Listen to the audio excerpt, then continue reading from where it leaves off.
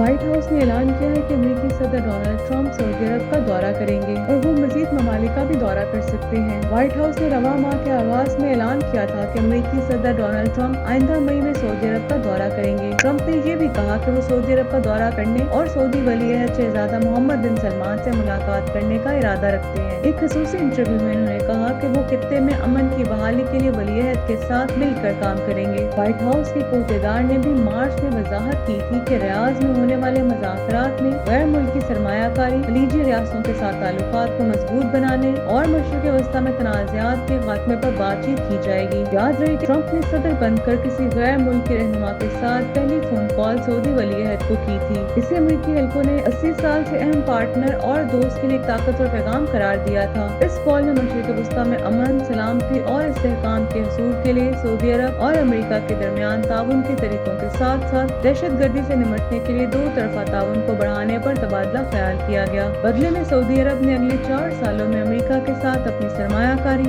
और तिजारती ताल्लुकात को $600 बिलियन तक बढ़ाने की अपनी ख्वाहिश का अयादा किया है। फोन कॉल के दौरान वली-ए-अहद ने ट्रंप इंतजामिया की अमेरिका में मुतवक्का इस्लाहात के जरिए इक्तिसादी खुशहाली पैदा करने की सलाहियत का जिक्र किया। ऐसे मौके जिनसे सऊदी अरब फायदा उठाना चाहता है।